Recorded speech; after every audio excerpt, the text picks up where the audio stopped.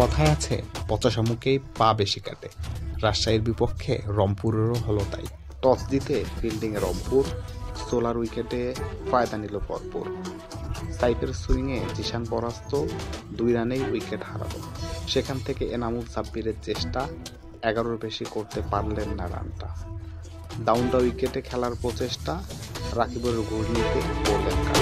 সেখানে এনামুল মৃত্যুঞ্জয়ের প্রতিরোধ, খুশদিলের স্পিনে খোয়ালেন উইকেট। এনামুলের দেখে শুনে খেলা থামিয়েছে রানের চাকা।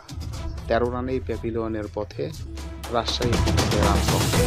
মেহরবও করতে পারেননি সুবিধা, খুশদিলের কাছেই খোয়ালেন উইকেটটা। ইয়াসিরের না বুঝে খেলা, সহজ ক্যাচ নিলেন সোহানটা। জাভেদের হাতে পড়লেন কাটা, 3-এর বেশি হয়নি ইনিংসটা। খুশদিলের ভয়ানক ঘূর্ণি যেন মিজানের কাছে অগ্নি। এলবিতে পড়লেন কাটা, 10 বলে 5 রানের হতাশা। আকবরের 19 রানের সংগ্রহ, রাকিবুলের কাছে উইকেট খোয়ালো। রাজশাহী 84 রানে নেই 8 উইকেট, তাসকিনের ব্যাটে দারুণ সব শট।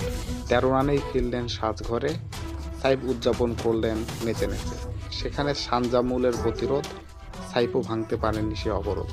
120 রানের সহজ পুঁজি, চলুন ম্যাচে নতুনত্ব খুঁজি। 2 রানেই তাসকিনের ছোবল, কে জানতো সমীকরণ হবে বদল। 0 রানেই সাইফের ফেরা, রংপুরের আকাশ নেই তারকা। সম্মুর ফেরা 8 রানে, উইকেটের পেছনে সহজ ক্যাচ দিয়ে।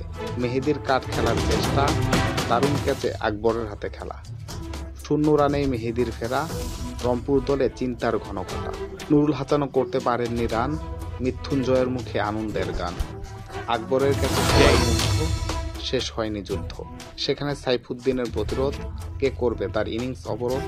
লাস্ট ওভারে 25 রান দরকার, সাইফুদ্দিনের ব্যাটও যেন তলোয়ার। শেষ অবধি রাজশাহী যেতে 1 রানে, সাইফুদ্দিনও তাকিয়ে থাকে আকাশ পানে।